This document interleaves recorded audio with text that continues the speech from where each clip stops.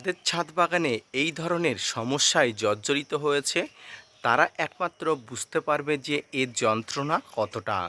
সন্তান সমতুল্য গাছগুলো যেমন অসুস্থ হয়ে পড়লে আমরা উদ্গ্রীব হয়ে উঠি, ঠিক তেমনি গাছগুলোকে সুস্থ করার জন্য কিন্তু নানা সলিউশন খুঁজতে থাকি। হ্যালো ফ্রেন্ডস, আমি কমল হোসেন এবং আপনারা দেখছেন গার্ডেনার টিপস উইথ কমল। ছাদ বাগানে আমাদের প্রত্যেকের একটা কমন সমস্যা হয়ে থাকে গাছের পাতা পোড়া সমস্যা, এবং যত ধরনের গাছের পাতা পড়ে তার থেকে বেশি সংখ্যক গাছ দেখা যায় আম গাছ। এই আম গাছের পাতা বিভিন্ন কারণে পুড়তে পারে, আর আজকের ভিডিওর আলোচনা হবে ছাদ বাগানে আম গাছের পাতা পোড়ার কারণ কি কি আছে এবং সর্বশেষ সেই পাতা পোড়ার কারণ থেকে গাছকে বার করে আনতে অর্থাৎ সলিউশন কি কি আছে তাই নিয়ে থাকছে আজকের বিস্তারিত আলোচনা। আজকের ভিডিওটি প্রথম থেকে শেষ পর্যন্ত না স্কিপ করে কন্টিনিউ করবেন, অবশ্যই অবশ্যই উপকৃত হবেন।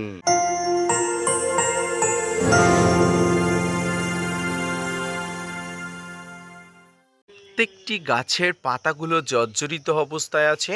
এই সময় আপনার ছাদ বাগানের গাছগুলির পাতা হয়তো এমন হয়েছে। এই মুহূর্তে আমার ছাদ বাগানে সুস্থ সবল একটি গাছ ঠিক এমন অবস্থা হয়েছে। শুধুমাত্র এটি যে সানবার্নজনিত কারণে হতে পারে এমনটি নয়, গাছের পাতা পোড়াজনিত সমস্যা মূলত 2 থেকে 3টি কারণে হতে পারে। প্রথম যে কারণে হতে পারে সেটি হচ্ছে সানবার্ন। সূর্যের প্রখর তেজ মে মাসের সমস্ত মানুষকে উদ্গ্রীব করে তুলছে, পাশাপাশি ছাদ বাগানের গাছগুলোকে কিন্তু অত্যন্ত ব্যতিব্যস্ত করে তুলছে।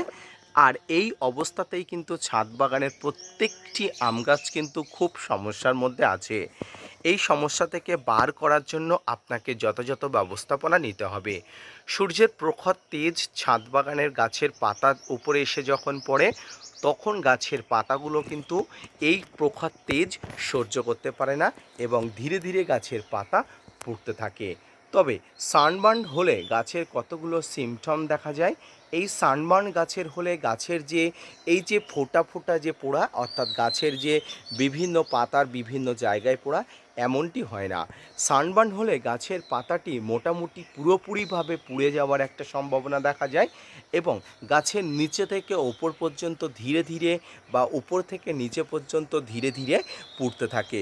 এখানে যে ছোপ ছোপ দাগগুলো দেখতে পাচ্ছেন, এই গাছের পাতা পোড়াগুলো কিন্তু সম্পূর্ণ অন্য ধরনের একটি সমস্যা।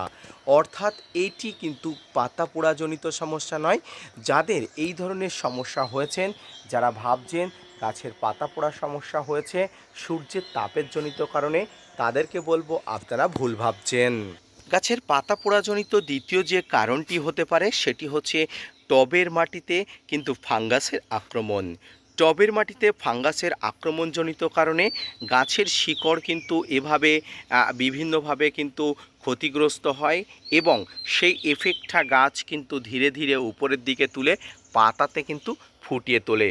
ধীরে ধীরে গাছের পাতাতে কিন্তু এই ধরনের রোগগ্রস্ত অবস্থা ফুটিয়ে ওঠে এবং একটা সময় সারা গাছব্যাপী শিরা উপশিরা দিয়ে কিন্তু ছড়িয়ে পড়ে।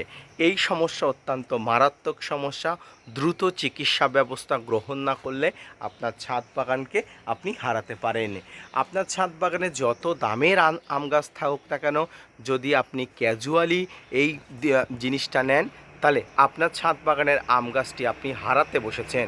তাই কখনো কিন্তু এই ধরনের সমস্যা হলে চুপচাপ বসে থাকবেন না, এর সঠিক সলিউশন কী আছে অবশ্যই জেনে নিয়ে পরিচর্যা করবেন। তৃতীয় যে সমস্যাটি হয় সেটি হচ্ছে টবের মাটিতে অতিরিক্ত নাইট্রোজেনের আধিক্য। টবের মাটিতে অতিরিক্ত নাইট্রোজেনের আধিক্য হলে মাটিতে নাইট্রোজেন টক্সিসিটি হয়ে যায়। টবের মাটিতে অতিরিক্ত নাইট্রোজেন টক্সিসিটি হয়ে গেলে গাছের মাটিতে নাইট্রোজেন টক্সিটির আধিক্য দেখা দিলে সেই নাইট্রোজেন টক্সিটি কিন্তু পাতাতে ফুটে তোলে। তাই টবের মাটিতে আপনারা অতিরিক্ত নাইট্রোজেন জনিত পদার্থ দেবেন না, যেমন সর্ষের খোল, বাদাম খোল, নিম খোল, এই ধরনের পদার্থগুলো একদম কমিয়ে দেবেন। তবে এবার আপনারা আমাকে প্রশ্ন করতে পারেন আপনার গাছের পাতা পুড়ল কেন? টবের মাটিতে তো আমি সর্ষের খোল, বাদাম খোল, নিম খোল এই 3টি পদার্থ দিই না। তবে অবশ্যই এই টবের মাটিতে ফাঙ্গাসজনিত আক্রমণের জন্য টবের মাটির পাতা কিন্তু অবশ্যই অবশ্যই পুড়ে গেছে। তবে এর সঠিক সলিউশনও অবশ্যই আছে।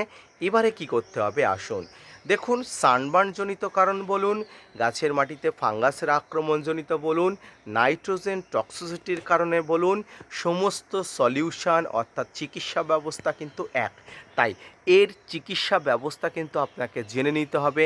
একবার এই চিকিৎসা ব্যবস্থা সম্পর্কে আপনি অবগত হলে এই গাছের পাতা পোড়াজনিত কারণ বলুন, ফাঙ্গাসের আক্রমণজনিত কারণ বলুন, আর সানবার্নজনিত কারণ বলুন, প্রত্যেকটি সলিউশন কিন্তু আপনি সমাধান করতে পারবেন। এই মুহূর্তে গাছের পাতা পোড়াজনিত সমস্যার সলিউশনের জন্য এই কয়েকটি জিনিস কিন্তু যথেষ্ট। আর এই কয়েকটি জিনিসের মধ্যে প্রথম যে জিনিস সেটি হচ্ছে 1 লিটার জল, অর্থাৎ আপনার ছাদ বাগানে যতটা পরিমাণ দেওয়া যায় ততটা পরিমাণ জল। এর সঙ্গে আপনারা নেবেন এই যে গাছের ডাক্তার হিসেবে অভিহিত করি আমি, হাইড্রোজেন পারক্সাইড। এই হাইড্রোজেন পারক্সাইড বাজারে অনেক সলিউশনে পাওয়া যায়, আপনারা 6%টা নেবেন। এটি কিন্তু ছাদ বাগানের জন্য অত্যন্ত গুরুত্বপূর্ণ। এই হাইড্রোজেন পারক্সাইড কিন্তু সমস্ত ধরনের ফাঙ্গাল ইনফেকশন থেকে শুরু করে মাটিতে বিভিন্ন ব্যাকটেরিয়ার আক্রমণ কিন্তু নির্মূল করতে পারে। তাই এটির ব্যবহার আমাদের অবশ্যই নিতে হবে। এরপরে যেটা নিতে হবে, টবের মাটিকে সুস্থ সবল রাখার জন্য কালো সোনা বা হিউমিক অ্যাসিডের ব্যবহার করতে হবে। এই কালো সোনা বা হিউমিক অ্যাসিড ছাদ বাগানে গাছের জন্য অত্যন্ত দরকারি, উপকারী, তাৎপর্যপূর্ণ।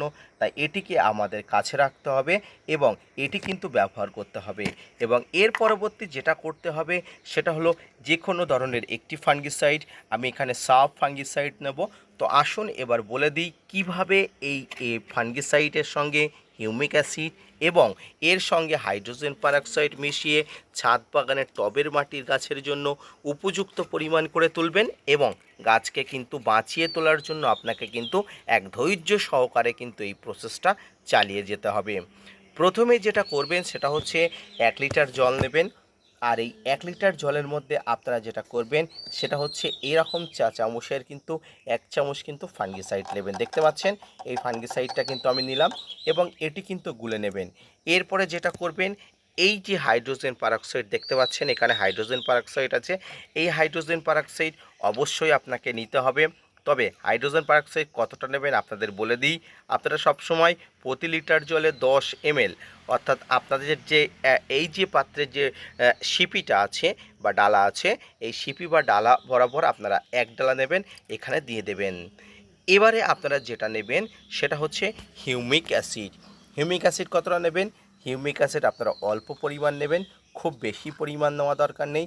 এই হিউমিক অ্যাসিড টবের মাটিতে শিকড়কে আপনাদের সমস্যার ভিতর থেকে কিন্তু দূর করে আনে। তবে এইবারে এই সলিউশনটা কিন্তু খুব সুন্দরভাবে কিন্তু নাড়িয়ে চাড়িয়ে কিন্তু একটা সুন্দর সলিউশন তৈরি করতে হবে। এই মুহূর্তে দেখুন আমি সলিউশনটাকে একদম পুরো নিজেদের মধ্যে মিশিয়ে নিয়েছি এবং এখানে কিন্তু একটা আলাদা কালার বা আলাদা মাত্রা দেখা দিয়েছে। এবারে এই জলটি নিয়ে আপনাকে কি করতে হবে? স্প্রে করতে হবে? না, একদমই নয়। চলুন গাছের গোড়ায় গিয়ে দেখিয়ে দিই।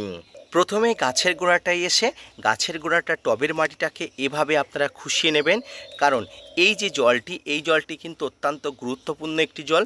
তাই জলটি যাতে কোনো প্রকার বাইরে বেরিয়ে না যায়, অতিরিক্ত জল যাতে বাইরে না যায়, তার জন্য কিন্তু আপনাকে অবশ্যই এই মাটিগুলো কিন্তু খুশিয়ে নিতে হবে এবং এই খুশিয়ে নেওয়া মাটি কিন্তু জলটা ধরে রাখবে। এই পরিচর্যা আপনাকে কতদিন করতে হবে এখানে বলে রাখি। এই পরিচর্যাটি আপনাকে 2 মাস কন্টিনিউ করে যেতে হবে। 10 দিন অন্তর অন্তর কিন্তু আপনি করবেন এবং এই মিশ্রণটা এভাবে নিয়ে আপনার অবশ্যই গাছের গোড়াতে এইভাবে দিয়ে দেবেন এবং জল টেনে নেওয়া অবধি অপেক্ষা করবেন। দেখুন এই জলটি কিন্তু অত্যন্ত গুরুত্বপূর্ণ জল, তাই জলটি যাতে কোনো প্রকার নষ্ট না হয়ে যায় আপনারা অবশ্যই দেখবেন এবং জলটি যাতে গাছের মাটিতে মিশে থাকে, গাছের গোড়াতেই মিশে থাকে, সেটিকেও আপনাকে অবশ্যই লক্ষ্য করতে হবে। তো এই জলটি আপনারা দোয়া দিয়ে একদম টেনে নেওয়া পর্যন্ত, শেষ পর্যন্ত টেনে নেওয়া পর্যন্ত অপেক্ষা করবেন, যাতে কোনো প্রকার জলটি বাইরে না পড়ে যায় এবং বাইরে যাতে জলটি না যায় সেই জন্য আপনারা অবশ্যই গাছের গোড়ার বরাবর বা গাছের কিনারা বরাবর অবশ্যই দেওয়ার চেষ্টা করবেন। দর্শক, এভাবে কিন্তু গাছের গোড়াতে দিয়ে দেবেন এবং অবশ্যই কিন্তু আপনি 2 থেকে আড়াই মাস যদি আপনি এইভাবে শিকড়ের পরিচর্যা করতে পারেন, তাহলে একটা সময় আপনার ছাদ বাগানের গাছ অবশ্যই সুস্থ সবল হয়ে উঠবে। গাছটি যখন সুস্থ সবল হয়ে উঠবে আমি অবশ্যই আপনাদের উদ্দেশ্যে দেখাবো এবং বলবো গাছটি আমি সফলতা পেয়েছি কিনা, গাছটি সুস্থ সবল করতে পেরেছি কিনা। এভাবে ছাদ বাগানের গাছগুলোকে কিন্তু পাতা পোড়াজনিত সমস্যার হাত থেকে দূর করার জন্য আপনাকে পরিচর্যা করতে হয়। অবশ্যই পরিচর্যা করুন, সফলতা আসবেই আসবে এই পরিচর্যার মাধ্যমে। আজকের ভিডিওটি এই পর্যন্ত, দেখা হচ্ছে পরবর্তীতে নতুন কোনো ভিডিও নিয়ে, নতুন কোনো তথ্য নিয়ে। ততক্ষণ সুস্থ থাকুন, ভালো থাকুন। আর হ্যাঁ, আজকের ভিডিওটি কেমন লাগলো সেটি জানিয়ে ছাদ বাগানের সঙ্গে থাকুন।